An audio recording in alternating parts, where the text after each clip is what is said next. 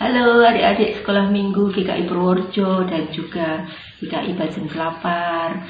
Bagaimana kabarnya hari ini? Semoga semuanya sehat ya. Wah, sudah tidak sabar ya untuk mendengarkan cerita firman Tuhan hari ini.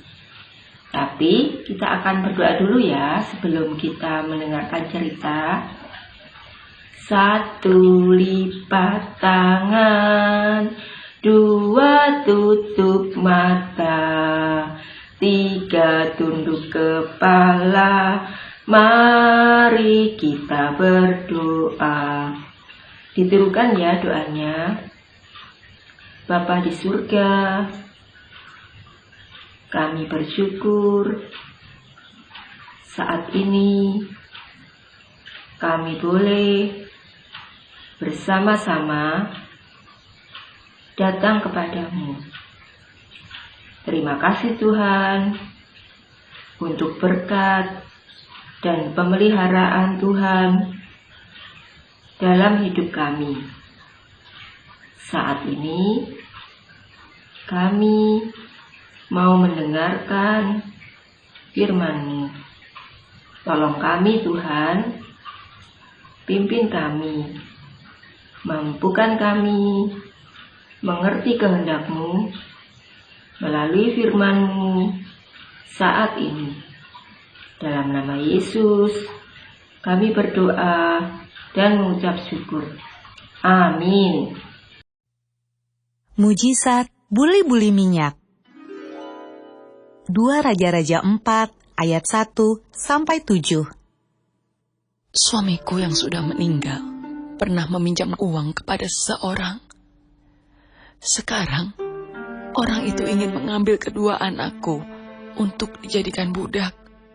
Kata seorang perempuan pada Elisa. Aku tidak punya apa-apa.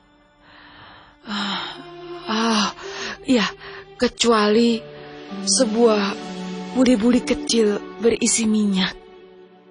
Pinjamlah bejana-bejana kosong dari tetanggamu. Kata Elisa.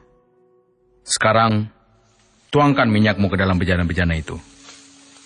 Ketika perempuan itu menuangkan minyak dari buli-bulinya, minyak itu tidak habis-habis. Ia mengisi semua bejana di ruangan itu dengan minyak. Lalu perempuan itu pergi menjual minyaknya, membayar hutang suaminya, dan menyelamatkan kedua anak laki-lakinya dari perbudakan. Bagaimana mungkin ya, sebuah buli-buli kecil berisi minyak bisa mengisi banyak sekali bejana-bejana besar? Itu pasti mujizat. Nah, asik kan melihat videonya? Nah, adik-adik, saat adik-adik punya masalah, misalnya contohnya masalahnya itu saat adik-adik mendapatkan tugas, harus mengerjakan tugas dari sekolah. Misalnya saat adik-adik mengikuti belajar di rumah, adik-adik harus mengerjakan tugas dari sekolah. Nah, adik-adik memilih saat mengerjakan tugas sekolah ini, memilih untuk berharap pada Tuhan atau berusaha sekuat tenaga untuk menyelesaikan tugas dari sekolah itu. Ayo, coba siapa yang memilih berharap pada Tuhan? Tunjuk jari. Oke, siapa yang memilih berusaha sekuat tenaga untuk mengerjakan tugas dari sekolah itu? Tunjuk jari. Nah, sekarang siapa yang memilih dua-duanya? Nah, dari video tadi adik-adik bisa melihat ada seorang ibu, ini istri dari seorang nabi. Nabi ini sudah meninggal ya adik-adik, mendatangi Elisa. Siapa Elisa? Adik-adik masih ingat Elisa itu siapa? Ya, Elisa adalah nabi utusan Tuhan yang menggantikan Nabi Elia. Si ibu ini datang kepada Nabi Elisa dan mengeluh terhadap permasalahannya yang ia hadapi. Dia menceritakan kepada Nabi Elisa. Dia bilang bahwa ibu ini sudah ditinggalkan suaminya. Dan sekarang dia tinggal bersama 2 anaknya. Tapi kehidupan mereka kekurangan dan banyak hutang. Dan saat ini si penagih hutang datang kepada ibu ini, akan menagih hutangnya. Jika ibu ini tidak bisa membayar hutangnya, apa yang terjadi? Ibu ini bercerita bahwa 2 anaknya ini akan dijadikan budak adik-adik. Nah, ibu ini khawatir. Lalu ibu ini bertanya kepada Nabi Elisa, apa yang harus saya perbuat? Lalu apa yang dikatakan Nabi Elisa? Ibu, apa yang bisa saya lakukan kepadamu? Apa yang ada di rumahmu? Nah, seperti itu ya kira-kira ya adik-adik. Lalu ibu ini menjawab, saya tidak punya apa-apa. Saya hanya punya 1 buli-buli yang berisi minyak. Lalu Nabi Elisa ini kemudian menjawab, sekarang pergilah ke tetanggamu, mintalah bejana-bejana dari tetanggamu, bejana-bejana yang kosong, dan jangan cuma sedikit, tapi yang banyak. Lalu setelah dapat bejana-bejana itu, pulanglah ke rumah, masuk ke rumah, lalu isilah bejana-bejanamu itu dengan minyak yang ada di buli-buli yang kamu punya. Nah, adik-adik pernah nggak melihat buli-buli itu seperti apa? Buli-buli itu seperti ini.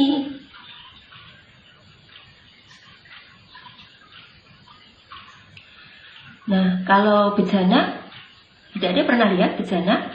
Bejana itu yang seperti ini.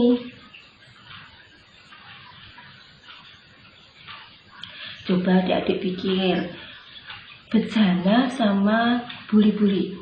Coba dibandingkan. Buli-buli yang sekecil itu dengan bejana yang lebih besar.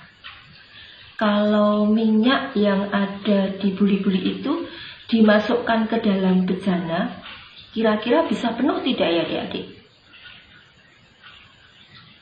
Susah ya, buli-buli yang kecil terisi minyak penuh, lalu dimasukkan ke bejana yang lebih besar. Pasti tidak masuk akal ya bisa memenuhi bejana tersebut. Tetapi si ibu ini kemudian patuh menaati apa yang dikatakan oleh Nabi Elisa.